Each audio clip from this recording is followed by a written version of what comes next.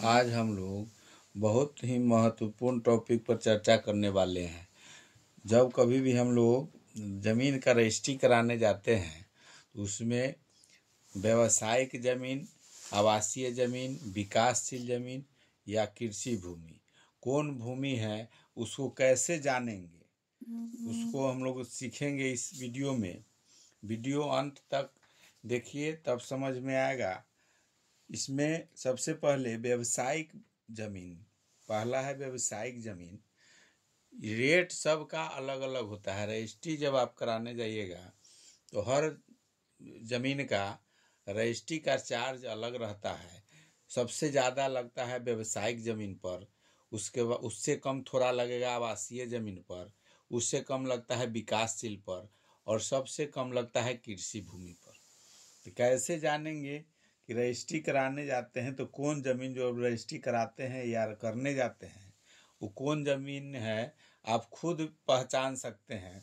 तो पहला है व्यावसायिक।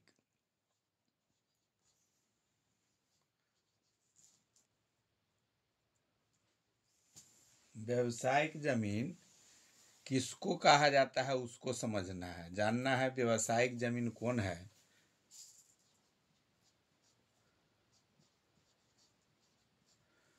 पहला है व्यावसायिक, वैसे ज़मीन जिसके अगल बगल में कहीं भी, जैसे जहाँ जो ज़मीन आप खरीद रहे हैं या बेच रहे हैं, उसके आस पर पड़ोस अगल बगल में अगर दुकान है, मतलब दुकान हो या 50 मीटर के अंदर कोई दुकान हो, चौक है, उसको व्यावसायिक ज़मीन, या दुकान का ज़मीन अगल बगल में दुकान है तो व्यावसायिक ज़मीन कहलाता है।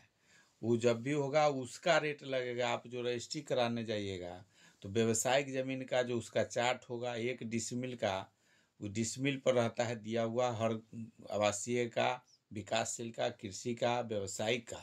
1 डिसमिल का आपके मौजा गांव में जहां का ज़मीन होगा उसका रेट होगा, उसी के हिसाब से आपका चार्ज लगता है। स्टाम्प शुल्क या निबंधन शुल्क, स्टाम्प शुल्क लगेगा, उसके बाद उसका निबंधन शुल्क जो है उसका लगता है। तो व्यावसायिक वाला वही है जहाँ अगर चौक चौराहा है, दुकान है, 50 मीटर के अंदर अगर दुकान है या नज़दीक में दुकान है तो सब व्यावसायिक वाला होगा। इसमें 50 मीटर के अंदर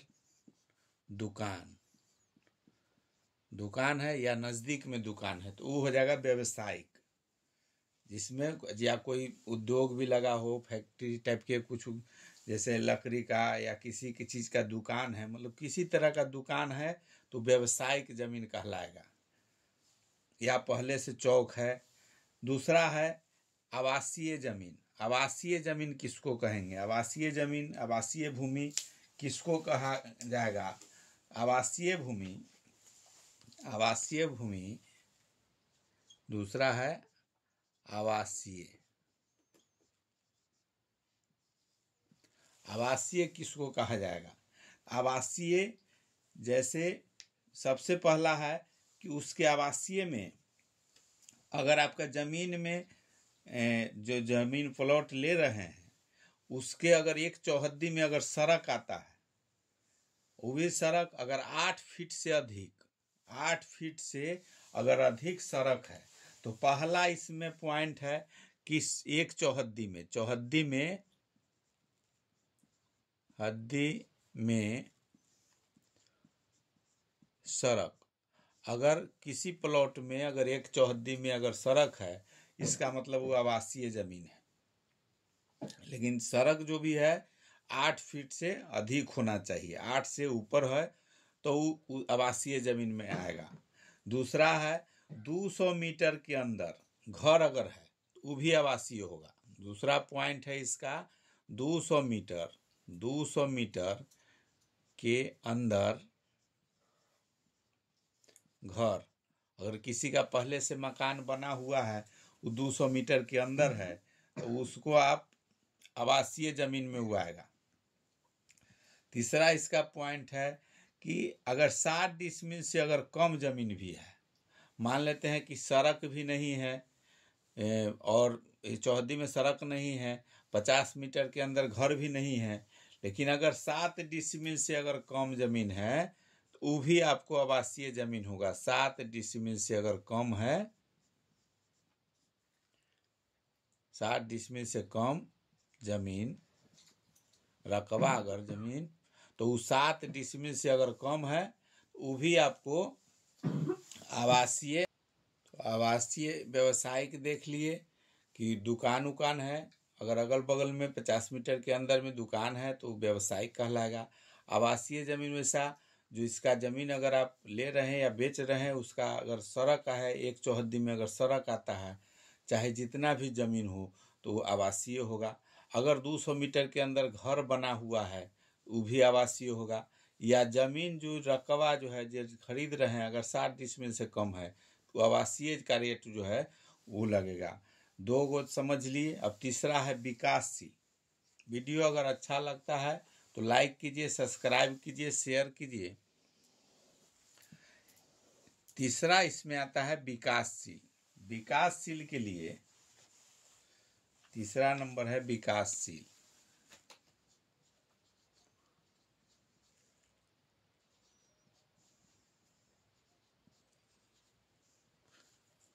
विकासशील किसको होगा? जैसे वैसे जमीन जिसका कहने का मतलब कि अगल बगल में विकास होने का संभावना है, जैसे कोई फैक्ट्री लगने वाला है, बनने वाला संभावना है, या दुकान ये सब खुलने वाला है। जैसे जो क्षेत्र विकास करने वाला है, लग रहा है कि कोई चीज़ का मतलब कोई हॉस्पिटल है या कुछ बना है, अब इस जगह पर विकास होगा, वैसे जमीन को विकासशील कहा जाता है। विकासशील के श्रेणी में आएगा फैक्ट्री इत्यादि खुलने वाले जगह के निकट। जैसे बहुत जगह लगता है कि इस जगह पर अब चौक चौराहा खुलने वाला है या कोई फैक्ट्री खुल रहा है, तो उस क्षेत्र जो होगा वो विकासशील में आएगा। उसके बाद आता है कृषि भूमि। भूमि किसको कहा जाता है? कृषि भूमि हो गया कृषि भूमि। ये किसको कहा जाएगा? अगर 7 डिसमिल से अधिक जमीन है, रेट जो चार्ज है अधिक लगता है व्यवसायिक में, उससे कम लगता है आवासीय में, उससे कम लगेगा विकासशील में। 1 डिसमिल का रेट रहता है, चार्ट में दिया हुआ, उसी के हिसाब से आप जितना डिसमिल लीजिएगा उसी के हिसाब से हिसाब होता है। तो सबसे कम लगता है कृषि भूमि में। कृषि भूमि तब होगा जब अगर 7 डिसमिल से अगर जमीन अधिक है, 7 डिसमिल से अधिक होना चाहिए, जमीन से अधिक होगा। दूसरा, सड़क अगर 8 फीट से कम है, सड़क भी है लेकिन 8 फीट से अगर कम है, सड़क की चौड़ाई जो है 8 फीट से अगर कम है, वो भी जो है वो आपको आवासीय में नहीं होकर कृषि भूमि में आ जाएगा अगर 8 फीट से कम है। इसी में कृषि भूमि में आता है सब है, जैसे V2 या एक फसला कहा जाता है। एक फसल किसी खेत में अगर होता है उसके बाद दह जाता है तो वो भी होगा कृषि में आएगा।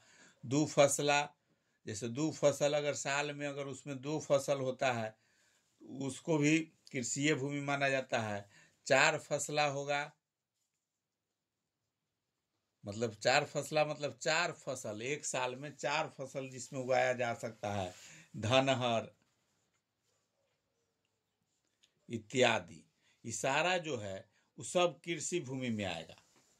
अगर 7 डिसमिल से अधिक है, सड़क भी है तो 8 फीट से कम है, और खेती करने योग्य जो है वो सब कृषि भूमि में आएगा। इसका रजिस्ट्री का खर्चा सबसे कम पड़ता है। वैल्यूएशन जो है इसका अगर जो निकलेगा, जो पैसा जो जमीन रजिस्ट्री का वो सबसे कम लगता है इसी में। जैसे उसी के आधार पर आपको स्टाम्प शुल्क, जैसे आप जब रजिस्ट्री कराइएगा तो इसी से आपका जितना जमीन अगर है, जैसे अगर 60 डिसमिल है, 1 डिसमिल का उसमें रेट है। सबसे पहले इसमें देख लेना है कि कौन भूमि है, व्यवसायिक है कि आवासीय में आएगा कि विकासशील में है कि कृषि में। उसका चार्ट देख के 1 डिसमिल का उसमें रेट रहता है। जितना डिसमिल आपका ज़मीन होगा उतना से उसमें गुना कीजिए। उसके बाद जो गुना जब कीजिएगा तो जितना है, अगर 1 लाख रुपया अगर निकला उसका रेट, 1 लाख रुपया अगर उसका आवासीय या किसी का अगर 1 लाख रुपया निकला तो उसमें आपको 6.5% स्टाम्प का लगता है चार्ज, स्टाम्प का। और 2% जो है वो आपको निबंधन शुल्क लगता है, निबंधन शुल्क। उसके बाद जो कातिब होंगे वो अपना चार्ज जो होगा 1000-2000 वो रखेंगे। यही 8% लगेगा अगर आपको मतलब ग्रामीण क्षेत्र से हैं तब। अगर यही शहरी क्षेत्र से होइएगा और शहरी क्षेत्र का ज़मीन होगा तो उसमें आपको रेट बढ़ जाता है, उसमें हो जाता है 8% लगेगा स्टाम्प का, इस शहरी का। चाहे नगर पंचायत का होगा उसके लिए शहरी या नगर पंचायत, शहरी क्षेत्र आई ग्रामीण क्षेत्र,